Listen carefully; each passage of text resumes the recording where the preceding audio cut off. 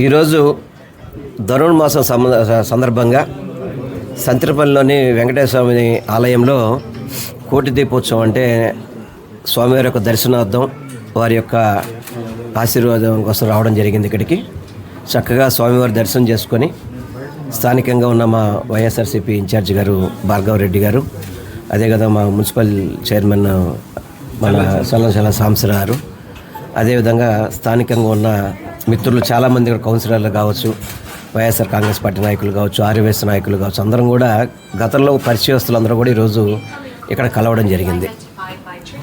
దీనిలో కల్లా దాదాపు ఇప్పుడు 19 నెలలు పరిపాలన జరిగింది కూటమి ప్రభుత్వం వచ్చిన తర్వాత. వాస్తవంగా చెప్పాలంటే ఈ ప్రభుత్వం ఏర్పడ్డాక వ్యాపారాలన్నీ కూడా పూర్తిగా కూడా డౌన్ అయిపోయినాయి. ఏ వ్యాపారం కూడా జరిగే పరిస్థితి లేదు. ఎందుకంటే గతంలో కోవిడ్ టైంలో కూడా జగన్మోహన్ రెడ్డి గారు ముఖ్యమంత్రిగా ఉన్నప్పుడు ప్రతి సంవత్సరం కూడా సుమారు దాదాపు 40 నుంచి 50 వేల కోట్లు సంక్షేమ పథకాల ద్వారా ప్రజలకి డబ్బులు అందాయి. అవన్నీ కూడా మార్కెట్లో మళ్ళీ వ్యాపారం చేయడానికి అందరికీ కూడా బట్టలు లేకపోతే వివిధ రకాల వస్తువులు కొనుక్కొని వ్యాపారాలు అభివృద్ధి చెందినాయి. ఆ రోజు ప్రతి ఒక్కళ్ళు కూడా ఎంతో కొంత సంతోషంగా ఉన్నారు. కానీ కూటమి ప్రభుత్వం వచ్చాక పూర్తిగా సంక్షేమ పథకాల అమలంతా కూడా విఫలమైపోయింది. దాదాపు 3 లక్షల కోట్లు అప్పు చేసి ప్రజలకి సంక్షేమ పథకాలు అందకుండా కనీసం అభివృద్ధి అనేది కనపడని పరిస్థితిలో ఉంది. ఈరోజు ఈరోజు సత్యనపల్లి చూసుకున్నా అదే, విజయవాడ చూసుకున్నా అదే, ఆంధ్ర రాష్ట్రం చూసుకున్నా అదే. అమరావతి అని చెప్తున్నారు తప్ప అమరావతిలో ప్రతిరోజు కూడా రైతులు ఇదివరకు మాకు రాజధాని కావాలన్న రైతులు ఈరోజు ఎంత వ్యతిరేకంగా మాట్లాడుతున్నారో మీరే సోషల్ మీడియా ద్వారా వివిధ మాధ్యమాల ద్వారా మీరు చూస్తున్నారు. మేము ముఖ్యంగా ఈ కూటమి ప్రభుత్వం ఏర్పడ్డాక ఆర్య వయసుల మీద దాడులు విపరీతంగా పెరిగినాయి. ఈ ప్రభుత్వం ఏర్పడిన కొత్తల్లోనే విజయవాడలో ఒక ఆర్యవేశ సోదరుడికి అయితే మాత్రం వారి కూతుర్ని ప్రేమించాడని చెప్పని ఆ ఆర్యవేశ ఎవరైతే రవి గారు అనుకుంటా, ఆయన్ని బందర్ రోడ్లో నడి రోడ్డు మీద షాపు చిల్లర కొట్టు అయింది. చిల్లర కొట్టు మూసుకొని ఇంటికి వస్తుంటే పాప కూడా వెనకాల బండి మీద ఉంది. బండి ఆపి శ్రీరామ్ ప్రసాద్ ఆయన పేరు, ఆయన్ని నడి రోడ్డు మీద బందర్ రోడ్లో చంపేస్తే ఈరోజు వరకు కూడా అతిగతి లేదు. కనీసం ఆ కుటుంబాన్ని ఈ కూటమి ప్రభుత్వం ఆదుకున్న పని, ఎందుకంటే కుటుంబ యజమాని చనిపోయాడు. కనీసం ఈ కూటమి ప్రభుత్వం స్పందించి ఏదైనా ఆర్థిక సహాయం చేస్తుంది అనుకుంటున్న పరిస్థితి కూడా లేకపోవడం చాలా బాధాకరం. రీసెంట్గా చూసుకుంటే పొదిలి కానీ, దర్శి కానీ, అదేవిధంగా పిడుగురాళ్ళు కానీ, ఎక్కడ చూసిన పొదుల్లో అయితే కనుక ఒక ఆర్యవేశ సోదరుడు అవినాష్ అని చెప్పని రోడ్డు మీద లారీ ఆగిందని చెప్పని అమానుషంగా ఎస్ఐ అతను అవినాష్ని స్టేషన్ తీసుకెళ్ళి అమానుషంగా కొట్టడం, అతను దెబ్బలు తగిలి గవర్నమెంట్ హాస్పిటల్ ట్రీట్మెంట్కి వెళ్తే మళ్ళీ నువ్వు గవర్నమెంట్ హాస్పిటల్కి వెళ్ళి నా మీద కంప్లైంట్ చేస్తావని చెప్పి మళ్ళీ స్టేషన్ పిలిపించి కొట్టడం. ఇదేంటి అని అడిగినందుకు యాదా కోటేశ్వరరావుని వాళ్ళ తండ్రి అవినాష్ తండ్రిని అతను కూడా కొట్టడం జరిగింది. అప్పుడు పొదిలి టౌన్ అంతా కూడా బంద్ చేస్తే చంద్రబాబు సైతం కూడా దిగ్భ్రాంతి వ్యక్తం చేశాడు. అయ్యో అని చెప్పి బాధపడ్డాడు తప్ప కనీసం ఆ ఎస్ఐని విఆర్లో పంపించి చేతులు దులుపుకున్నాడు తప్ప ఎస్ఐ మీద ఎందుకు క్రిమినల్ కేసు కట్టలేదు? అంటే ఒక వ్యక్తిని రక్తం వచ్చేటట్టు కొడితే ఎందుకు అతని మీద ఇప్పటివరకు క్రిమినల్ చర్యలు తీసుకోలేదు? అతను సస్పెండ్ ఎందుకు చేయలేదు?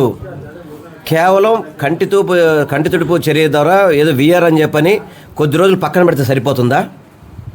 అదేవిధంగా మన దర్శి మండలం చూసుకుంటే కనుక సత్యనారాయణ అని చెప్పని రేషన్ డీలరు, అతన్ని ప్రభుత్వం ఏర్పడ్డాక ఇప్పుడు చాలామంది రేషన్ డీలర్లు కావచ్చు, చిరు వ్యాపారులు కావచ్చు, వ్యాపారస్తులు కావచ్చు, ఆర్యవేశులు ఉంటారు.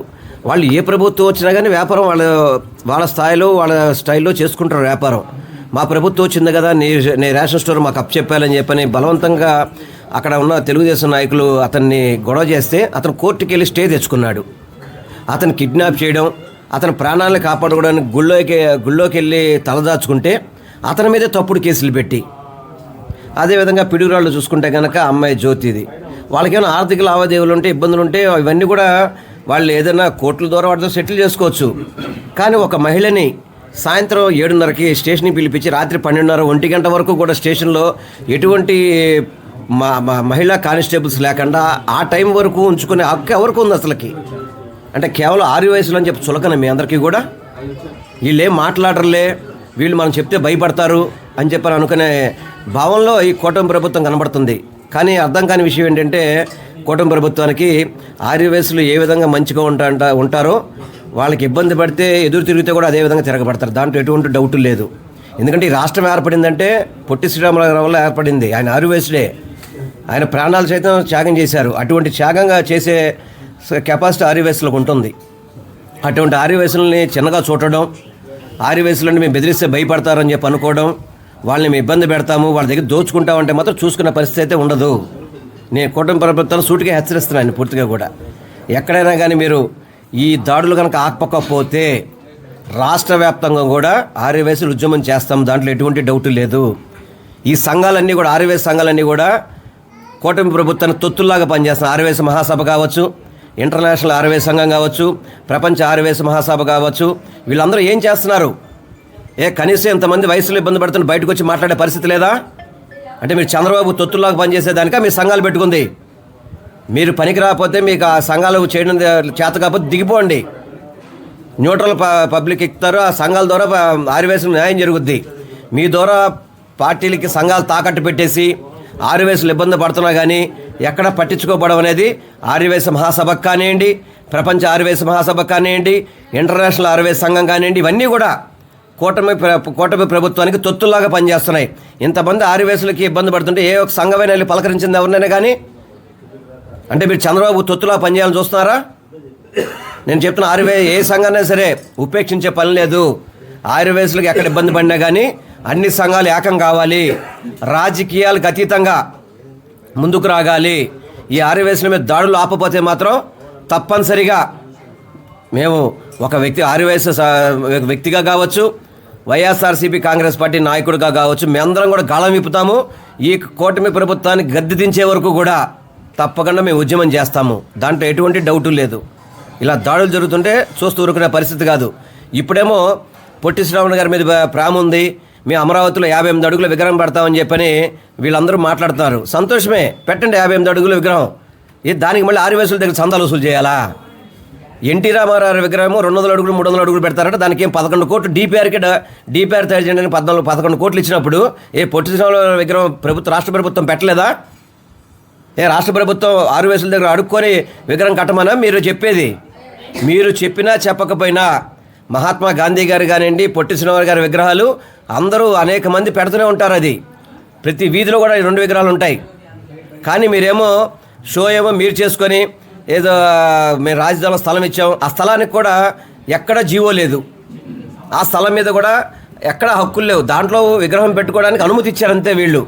దానికేమో రోడ్డు మీదకి వెళ్ళిపోయి అంగుళానికి 5,000 అని చెప్పని, అడుగు 5 లక్షలు అని చెప్పని ఆర్యవేశుల దగ్గరే డబ్బులు వసూలు చేస్తారు. అంటే పొట్టి శ్రీరాములు గారు ఆర్యవేశుల కోసం పనిచేశారు. ఆయన తెలుగు ప్రజలందరూ కలిసి ఉండాలని చెప్పని ఆయన ప్రాణాలు సైతం అర్పించిన వ్యక్తి పొట్టి శ్రీరాములు గారు. ఈరోజు ఆ ప్రతి ఊళ్ళో మీటింగ్ పెట్టడం, మేము అక్కడ శ్రీరాములు గారు విగ్రహం పెడుతున్నాము, మీరు డబ్బులు ఇవ్వాలని చెప్పిన వ్యాపారస్తులందరినీ ఒత్తిడి చేయడం అనేది చాలా బాధాకరం. దీన్ని మేము పూర్తిగా కూడా వ్యతిరేకిస్తున్నాం, పూర్తిగా ఖండిస్తున్నాం కూడా.